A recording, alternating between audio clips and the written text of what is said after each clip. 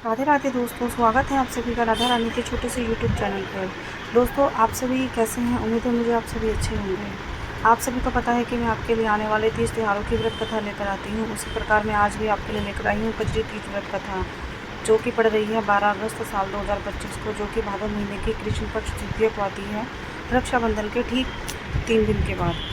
कजरी तीज राजस्थान, बिहार, मध्य प्रदेश, उत्तर प्रदेश जैसे राज्यों में बनाई जाती है। कजरी तीज के दिन महिलाएं जो हैं श्रृंगार करती हैं और अपने पति की लंबी आयु के लिए भोलेनाथ और माता पार्वती की पूजा करती हैं। साथ ही साथ इसको सातुड़ी तीज और कुछ जगह पर इसको नीमड़ी तीज भी कहा जाता है। सातुड़ी तीज और नीमड़ी तीज इसलिए कहा जाता है क्योंकि इस दिन नीम के पेड़ की पूजा माता पार्वती के रूप में की जाती है। और सातुड़ी तीज इसलिए क्योंकि इस दिन जो भोजन किया जाता है, जो व्रत का मतलब व्रत खोला जाता है, तो वो सत्तू से खोला जाता है। सत्तू का ही प्रसाद इसमें बनाया जाता है। तो दोस्तों, अब हम आज सुनेंगे कजरी तीज की व्रत कथा।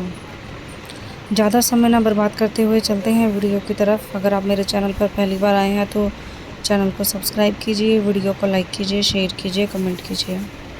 तो एक पौराणिक कथा है ये गरीब ब्राह्मण की। एक गरीब ब्राह्मण था और उसकी ब्राह्मणी थी। तो भादव महीने की कृष्ण पक्ष तृतीया को गरीब ब्राह्मणी ने कजरी तीज का व्रत रखा। पति की लंबी उम्र के लिए माता पार्वती की पूरी विधि विधान से आराधना की।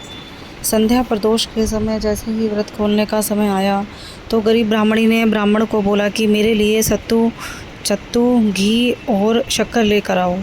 तो गरीब ब्राह्मण था, उसने कहा मेरे पास इतना पैसा नहीं है अभी।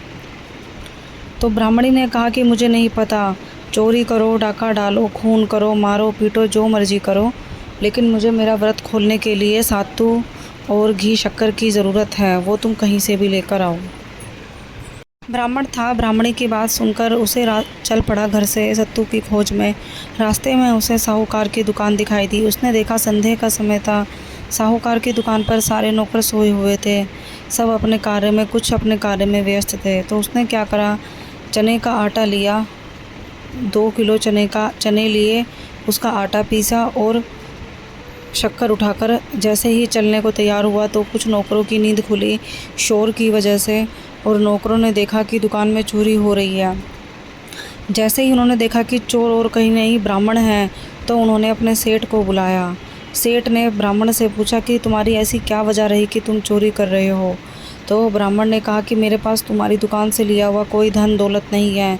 आज मेरी पत्नी का सातुड़ी व्रत है, तो मैं उसके लिए सत्तू, घी और शक्कर लेकर जा रहा हूँ। ब्राह्मण की बात सुनकर साहूकार ने ब्राह्मण को चेक किया तो उसके पास सिर्फ यही सामान था, कोई धन दौलत नहीं थी।